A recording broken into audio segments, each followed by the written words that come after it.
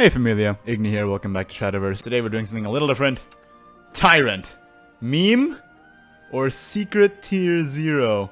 Well, Tier 2 I guess. Tier 1 is reserved for Runecraft. Look at this win-loss record right now. We're gonna do something a little different today. We're gonna take a look at some of these replays instead of playing a live game. Because frankly, I'm exhausted. Absolutely exhausted, so busy today. And the better reason, some of these games were so insane. They were just amazing. And I have to show it to you. So let's just take a trip down memory lane and run through some of these, shall we? Before we get into it though, let me show you the list. Looks like this. It's exactly the same as the one I ran in the last video. I figured that a lot of people are giving me suggestions on how to change it, but I figured I'd play a couple more games with the list as it is right now, just to get used to it. The list, of course, by Infinite Patrons on the Shadow Nexus. Unfortunately, their website is down right now, so I'll just link the deck list in the description if you're looking for it. And let's watch some of these replays. Alright, so this is my game against the Forestcraft, who is try-harding so hard in AA2, trying to get to that master rank. And I don't blame him, obviously. With the Finesse sleeves, you can see he's probably playing OTK Roach here. I actually don't fully remember. But I decided to keep the Skull Cradle Widow and not Skull Conversions. I typically don't like keeping the Skull, Soul Conversions in my hand. Unless I have, like, Lurching Corpse, I guess. But even then, like, I preferred having minions than anything else. And having the Skull Cradle Widow is really valuable on 2, because it lets me trade into fairies. So he's gonna play his fairies here.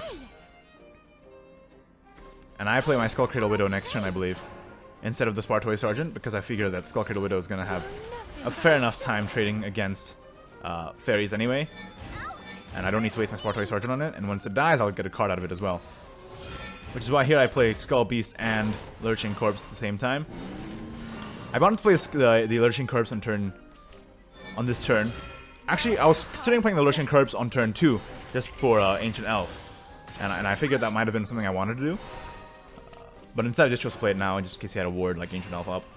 Lurching Corpse could just take care of that.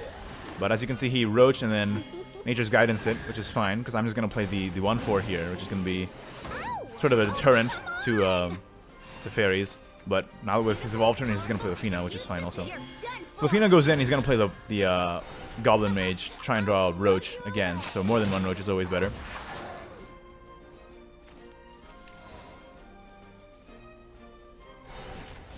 So here I play Midnight Haunt, because I know I have the Deathly Tyrant on 6. And he can't do anything if I play the Deathly Tyrant on 6. Which is why I wanted to evolve the Lurching Corpse the turn before, because it's like consistent phase damage, right? And with the combo, you want the Deathly Tyrant to be able to kill them from 15 health. Which is why I did this. I was a bit worried about wards, but I did have the Lurching Corpse and Soul Conversion in my hand. It would just set my Deathly Tyrant one turn later, kill off the Skull Beast to get the appropriate amount of shadows, and then face it goes, I lost, concede. Deathly Tyrant is just the best meme in the entire game. So that was an example of how Deathly Tyrant can win even before the turn 9 Midnight Haunt Deathly Tyrant combo. If you're playing against a class like Forestcraft, which doesn't have amulet removal, you can play the Midnight Haunt a lot earlier and hope that they don't have a ward and then go face. But even if they did have a ward there, I did have several Lurching Corpse on the board and in my hand with Soul Conversions as well. I want to show this Bloodcraft game though, because this one is pretty nuts. It had me on the edge of my seat. Well, not at the edge of my seat. The reason why I didn't record these in the first place is because I was out, so it had me teetering on my toes, I guess, as I was walking down the street. So here's the Urias. And, of course, tossing all of this. I want minions in my hand against Blood, because Control Blood has really fallen out of favor recently, because Seraph is good again. So, we're playing Aggro Blood almost definitely, which is why I wanted minions in my hand, and so that's why I thought this hand is absolutely disastrous. I redrew a lot of the same stuff, and drawing the second Death's Breath here, I thought I was just freaking toast. And him playing a Urias, of course I'm going to play the Soul Hunt on this, even though I drew the minion here. I can't afford to take chip damage from that thing over and over and over again, so I chose to Soul Hunt that instead. Especially since the Spartoy Soldier isn't going to be able to get value trading into anything. And when he played the Vampiric Fortress on 2, I was so relieved, because at least it wasn't a minion, right? And I can start trying to fight back the board a little bit. Unfortunately, he did have the Vania here to try and trigger the Fortress, but he played the Ambling Wraith, meaning that the Fortress won't proc, because the Fortress only procs if you have 4 things in your play area. So that was lucky for me. And I was able to deal with this by playing Serb and evolving it, I believe. I felt this was more of a prudent course of action than Soul Hunting, because if I played the Cerberus and evolve instead, I have a threat on the board that he'd have to trade into at least with something. Even though it's only 1 health, he needs to trade into it. And you know, all the chip damage matters, right? Rather than just soul hunting and having nothing else to play, and having nothing on board, this is better for me. And I also get the Mimi and Coco, of course, which helps me fight back on board a little bit. So then he's trading the Bat here, which I thought was insane. I thought for sure he would trade the Ambling Wraith and then let the Fortress go off, and I think that was a misplay on his part. But at 6 shadows now I can play the Death's Breath, Urius is gone, and this is where it really comes into play. Spending the shadows instead of on the Tyrant, playing the Death's Breath here. And this is why the Death's Breath's in the deck, to fight against this. But then he had the Demonic Storm, which really had me biting my fingernails, basically. So I just thought to flood the board now and play whatever I could. I wanted to get to 6 shadows as soon as possible so that I can play the Death's Breath again, which is why I ended up playing the Mimi there instead of saving it. And then he plays the Urius here, which is fine, because I Coco the Skull Beast and then kill the Urius, which of course I need to do before I proc Death's Breath, because otherwise I'm just going to take a bajillion chip damage. But now I think I'm in a pretty good position because I've stabilized the board. What can he possibly have? He has a second Demonic Storm, which really sucks. But thankfully, because of Lurching Corpse, he didn't have anything on board left. So I play the Seraph here now, just because it's the best minion I have. And then, you know, just dump stuff again, because what else can you do? Now I'm just praying he doesn't draw, like, Wolf, Demonic Strike, 3rd Demonic Storm, Alucard in some list. And you don't see it here because it's the replay and it just goes turn, turn, turn, turn. But I was, like, he was waiting on that and I was so shook, biting my fingernails the entire time.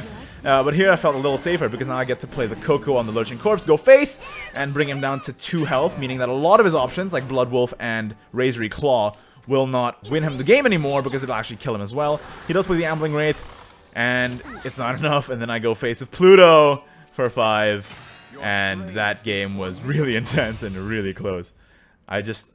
If he didn't misplay that Vampiric Fortress turn, he basically would have won. Now, these games are going by really fast, aren't they? I don't typically do this. Sorry if you dislike it, it's just like something a little new. I guess I'll just showcase all these wins. Let's talk about this dragon win. I'm not going to show you the rune losses, because obviously you know exactly how those go. It's Daria, and then I get blown out. Right. So a dragon. I actually don't remember this game very well. Not as memorable as the Blood game or the Forest game, and especially the Haven game that I want to show you later, which is just insane. So here I obviously turn 1 Skull Beast. There's no other play than that. I love that I have the Lurching Corpse in hand, because my thought process was if he ramps up and then plays Imprisoned Dragon, I can punch through that and do the chip damage to face. And of course you want to do at least, if you have the evolve point, at least 5 chip damage, and if you don't have the evolve point, 7, so you can get the Tyrant lethal on the turn you have Tyrant. Here I decided not to play the second Lurching Corpse, and I think that might have been a misplay, obviously, because now if he, for example, has Imprisoned Dragon, Blazing Breath, I would have been screwed. But thankfully, he's playing discard. He's actually playing OTK Dragonewt, I believe. But he did end up killing my Lurching Corpse, which made me a little uncomfortable, so I had to play the second one there. Not that I had any other better plays anyway, but I wanted that in order to go against wards, so I can go face, right? So he's going to evolve the Golden Mage here, this is the point where I knew it was OTK Dragonewt and not regular discard dragon. Because, of course, you want the Golden Mage to pull the Dragonewt. Thankfully, I had the Pact of the Nether God, but unfortunately, he does have the Breath of the Salamander on 6, which kind of sucks. And I probably could have played around that, but I wasn't really thinking at the time. I think I was like walking across the street while I made that play, which may have been the problem. But here, I draw the Tyrant, and that's when I play the Midnight Haunt. Obviously, Dragon doesn't really have very good amulet removal. Like, what can they have, right? They actually do have. They have like Dragon Rider Devil, right? But nobody plays that card, so I just figured it's time to go. And this is he just concedes! He didn't even know I had the Tyrant. I must have played that Midnight Haunt so confidently that he was like, there's no way I could possibly win. He has the Tyrant in hand. Mate, maybe I didn't have it. It could have been a bluff. This is why you play out your games. Of course I did have it, right? But you should play out your games anyway, I'm telling you.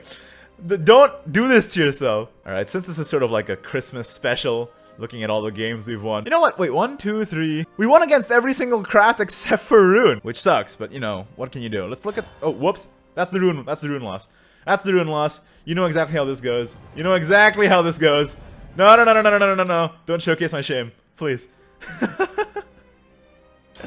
If you ever lost against Daria Arun, you know exactly how that game went. It's sort of like a retrospective, right? Like in the TV shows where they do like a clip show. This is kind of like a clip show.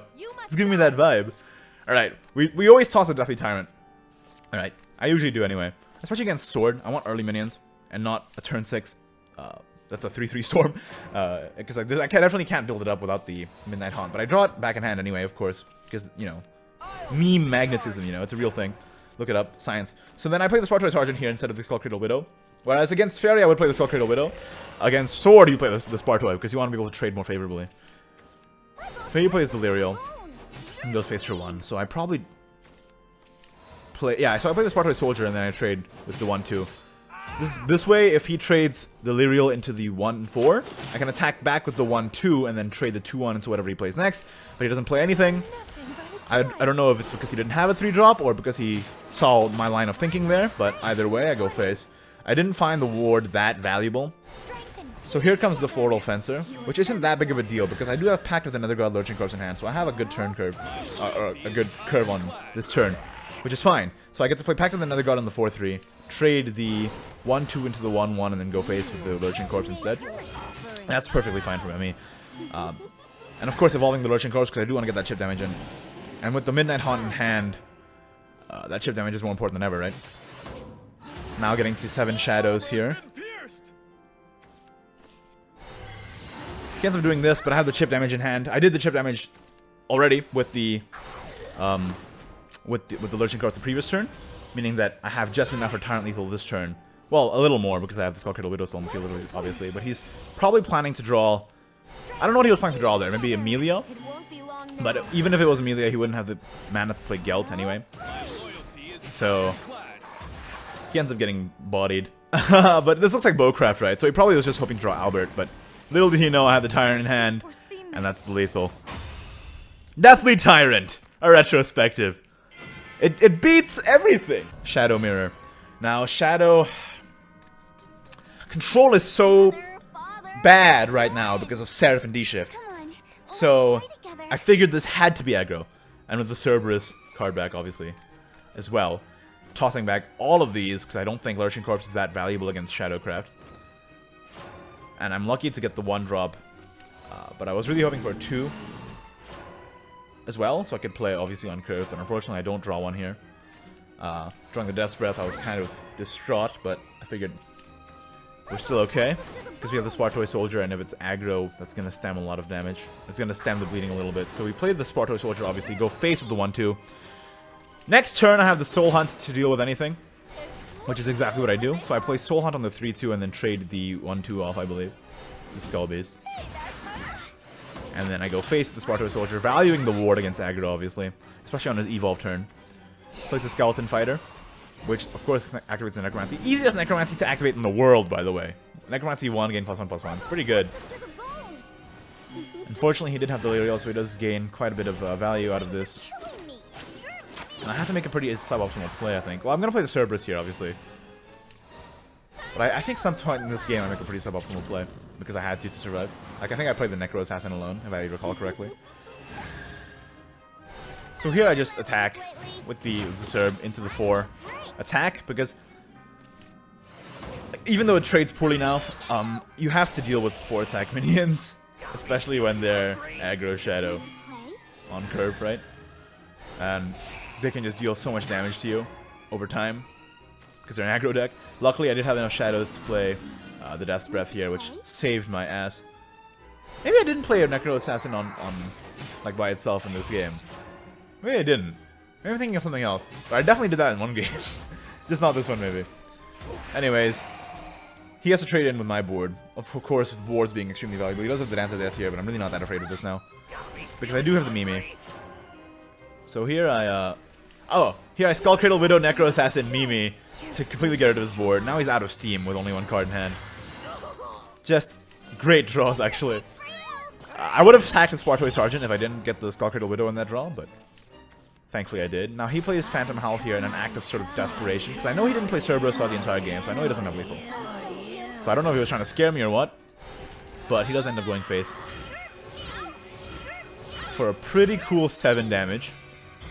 And this is where I'm starting to get a little shook, right? But I'm thinking, what can he possibly have that deals 4 in 2 cards. And he could have, like, Mummy and then something else. I wasn't entirely certain. But with the Midnight Haunt in hand, I figured I'd dump the board and play the Midnight Haunt. And I know there's no way he can clear an Amulet. And now with the Deathly Tyrant.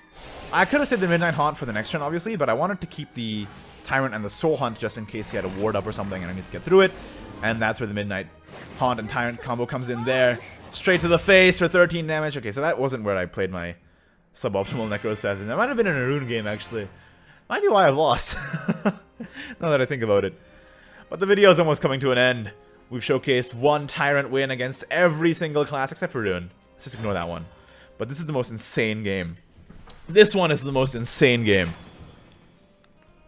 out of all of them. So against Haven, I'm shitting my pants because honestly, it's kind of terrifying.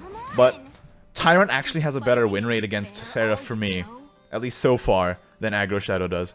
Because Aggro Shadow can just get controlled out, but they can't. If you can deal with their wards, they can't really deal with a 13-13 out of hand. So I was feeling pretty scared because experience shows me that playing Shadow against Haven is kind of shitty. And drawing the 2 Death's Breath at once as well, for like the second time I think, I was just like, come on. RNG. I really wanted a 1-drop, but unfortunately that wasn't the case. We end up playing a 1-2 here. He does not have the Blackened Scripture, but he does have a Unica, which kind of sucks. But we do have the Soul Hunt in hand, so that was fine. If we didn't have the Soul Hunt, we would have been in a way worse position. But still, these 2 Death Press sitting in my hand, I'm thinking they're dead weight. But little did I know. This sucks. No turn 4 play. Absolutely was garbage. Because now I don't have a reactive thing against their board. But thankfully, that could have been a blessing in disguise. Because that means he didn't end up playing, or it didn't end up evolving at all that turn to react to anything. So here I evolve the Cerberus and kill the Tiger, obviously. Which is just swell. But unfortunately, at 9 cards, I'm gonna mill the next card I draw, which is why at this point I was lamenting my life, like, oh man, 2 Death's Breath, come on, I know he has Blackened Scripture, oh, I'm gonna die, oh, Unica, oh no. So how do I survive? How do I survive? I mill a Soul Hunt, which kind of sucks actually, but I do play the Midnight Haunt here, knowing that I can't activate the Tyrant next turn. The reason I play the Midnight Haunt is just so I can play Death's Breath next turn. And that is the crazy play here. So I Death's Breath and then Mimi. Playing the Midnight Haunt, not for Tyrant, but for something like this. You gotta recognize when you need to, when exactly it is you need to just make a suboptimal, or like a play that your deck isn't like built for just to survive. And this is definitely a situation where that was the case.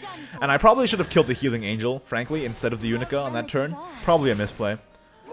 But, you know, what could I do? And unfortunately, I do lose all my shadows here. And I'm not able to play the second Death's Breath here. Which is why I ended up playing the Serb. Giving me Coco and Mimi yet again, because by playing the Serb, I get to trade in with both of these. Another play there would have been to Pact of the Nether God and then evolve the Pluto, but which also could have been perfectly fine, actually. That's actually perfectly fine as well. So here he's going to evolve the Radiance Angel and trade into the Serb, obviously, leaving him with a 4-1, but that's where I play the Pact of the Nether God, I believe. Oh wait, no, that's right. He plays a Tribunal here for some reason, and just kills off his freaking Angel, which is so weird to me that he did that. Skullcradle Widow, Ultimate Carrot. Let's generate some of them shadows. At this point, I'm thinking, alright, he's going to have like a board clear. Which he does, but with the carrot on the board, I get to generate a couple more shadows and try and work towards a Tyrant lethal. But at this point, it's looking not that great. I do play the Death's Breath, just because I figured since he already played Themis, I'm a little safer from board clear right now. Which was true. So he played the Radiance Angel here. And at this point, I'm thinking that getting to 20 shadows is completely impossible unless I draw another Midnight Haunt. Thankfully, I saved the Pact of the Nether God, giving me the sick Pluto on his Radiance Angel now. And getting a Kai'Sa as well. Now I have 2 Ultimate Carrots in hand and lots of generators, so I'm thinking he could have a board clear here, actually. I wouldn't be surprised, but he didn't. He had Seraph. And that's where I win. Because even without Midnight Haunt, playing 2 Cerberuses throughout the game gave me 2 Cocos. Not that I'd even needed to, but I'm not gonna lie, this felt glorious. They never expected it. Playing that Midnight Haunt to play the Death's Breath really saved my ass there, and I still got the Tyrant Lethal. Even though it wasn't as bombastic as a 15-15, still a 7-3. Not too shabby. Not too shabby at all. Well, that's it for this video. Hopefully you enjoyed it. Sorry about not doing a live game. I know I typically do live games, but I thought I'd try something a little different, and also just because I'm so exhausted today, not gonna lie. And I wanted to get a video out anyway. So hopefully you enjoyed that enough. Like the video if you did. Don't if you didn't. Subscribe for more Shadowverse in the content in the very near future. And of course, thank you to my patrons. You have my eternal gratitude. If you want to help to support the channel as well, visit patreon.com/Ignideus. And if not, that's fine too. And I'll see you next time. Bye-bye.